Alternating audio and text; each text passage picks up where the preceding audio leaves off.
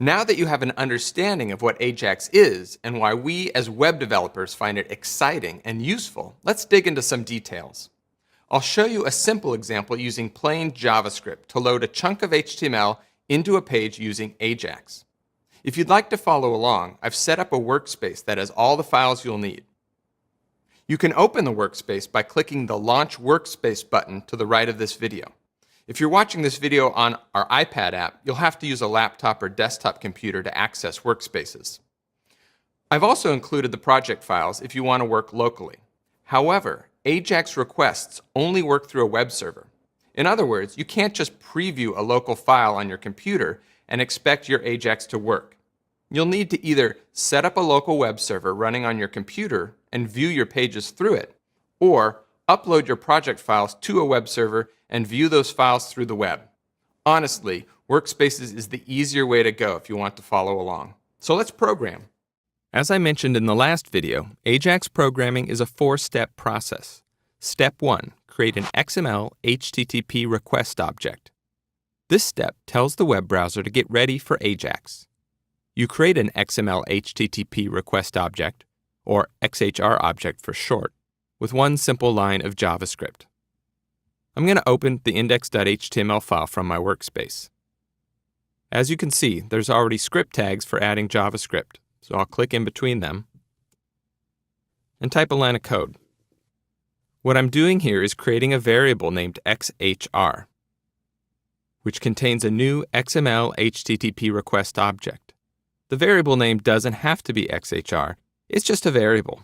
So you could name it AJAX or request, or even Bob for that matter, but I'm going to leave it as XHR. The new XML HTTP request part tells the web browser to get ready to work with AJAX and is required anytime you'd like to use AJAX. In fact, for each AJAX request, you should create a new XHR object. For example, if you wanted to use AJAX twice on a page, to request data for a sidebar and another to process a form submission, for example, you'll need 2 variables, each with their own XHR object. Step 2, create a callback function. This is the most complicated part of the AJAX process. That's because the callback function is the programming you want the browser to run when the server sends back its response. For example, in the case of Twitter's endless list of tweets, the callback function adds the newly retrieved tweets to the end of the web page. The callback function is the heart of your AJAX program. All the fun stuff you can think to do with the web server's response. Think of a callback like a note you leave the web browser. Give me a call when you're ready. When the web browser sends off its AJAX request, it continues doing other things. This is the asynchronous part of AJAX. When a browser sends an asynchronous request, it doesn't just wait until it gets a response. If it did, then the browser would freeze and the user wouldn't be able to do anything until the response returned from the server, which could take seconds. Or if the server is down or there's a problem with the internet, the server might never respond. Instead, after the browser sends the request, it continues doing other things, handling other JavaScript programming, responding to actions by the user, and so on. But when the browser finally gets a response from the web server, it looks for that note, your callback, and gives it a call, executing all of the programming you set up inside that callback. There's another strange thing about the asynchronous nature of AJAX. If you make multiple AJAX requests, you'll never know which request will be handled first. You might send off 4 AJAX requests, and for whatever reason, the web server can handle that 4th request quickly. The callback for that 4th request will run first. In other words, you can never tell in which order your AJAX callbacks will run. To trigger the callback, we use a special browser event. If you've programmed JavaScript before, you should know all about events. An event is something that happens in the web browser, an action a user takes like clicking the mouse button or submitting a form. For example, when a user submits a form, you can check to see if they filled it out correctly. The event here is submitting the form. Checking the form data is the program that runs in reaction to the event's callback. There are events for mouse clicks, key presses, scrolling, and even closing a window. AJAX comes with its own set of events. We can add programming to respond to those events. The most important is the onReady state change event. This event is triggered whenever there's a change in an AJAX request, like opening a new request, sending it, or receiving a response. We create our callback to respond to that request.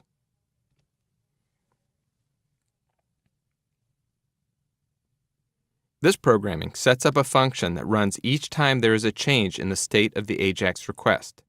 Each step in the AJAX process, like opening a new request or sending out that request, triggers a change of state. For this callback function, we're only interested in the final change of state. That's when the server sends back its response. We want to get that response and then update our web page. The XML HTTP request object keeps track of the state using a special property named readyState. That property contains a number including the current state of the request. When that property holds the number 4, then the request is done and the server has sent back a response. Let's add a conditional statement to test for that state.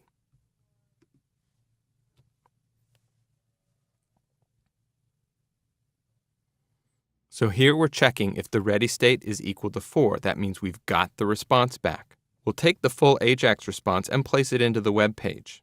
The data we get back is going to be a chunk of HTML, and we'll place it inside a div tag that has the ID of AJAX. You can see that div down here, and there's the ID AJAX. The first thing we need to do is select that div. And we can do that using standard DOM manipulation methods that are built into web browsers. In this case, we're selecting an element that has the ID of AJAX. The next thing we do is set its inner HTML property. Inner HTML is a property that contains all the HTML inside an element. By changing its value, we change the HTML that appears inside it. Every XML HTTP request object has a property called response text. This is the information that the web server sends back. Here we're taking the response text and we're storing it inside of the div. In this case, we have a simple callback. Remember, the programming doesn't run until the response comes back from the server. In fact, we have 2 more steps to complete the AJAX request. Step 3, open a request. An XHR object has a method or function called open. This function prepares the browser for sending the request.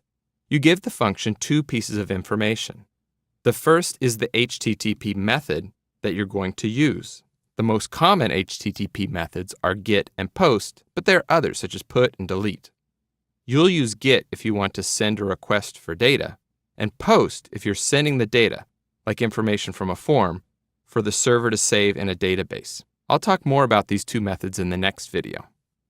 The URL is where the request is going. This could point to a file or a server-side program on your web server. In our example, I'm just pointing to a file in the workspace. We'll load that file into the page. Now the open function just gets the browser ready to make a request, but it doesn't send that request. That's the last step of the process. Step 4, sending the request. The previous 3 steps gave the web browser all the information it needs so we can finally send off the request to the web server. Sending off the request takes just a simple bit of code. In our case, since we're requesting a chunk of HTML, we don't provide the send method with any information. But when you need to submit information to the server, like the user's input from a web form, you can pass the send method that data. All right, let's see this in action. I'm going to save the page and preview it.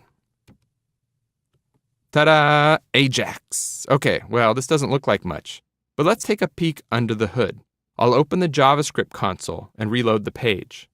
In Chrome, I can go to the Tools, open up the JavaScript console, make sure I've got the log XML HTTP requests option selected, and reload the page. There you can see the AJAX request that was made. So we've done it, but it's not that interactive. Let's make this a bit more interactive by adding a button that when you click, sends the request and loads the data to the page.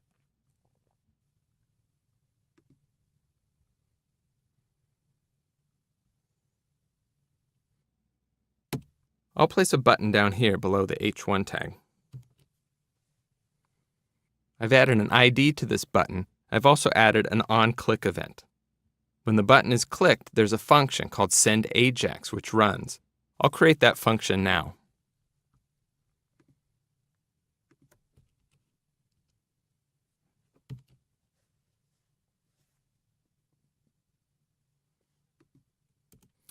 Now I want to make sure that that function triggers the send method. So I'll put the send method inside of the function. The last step is we'll make the button disappear so that after it's clicked and the AJAX loads, the button goes away.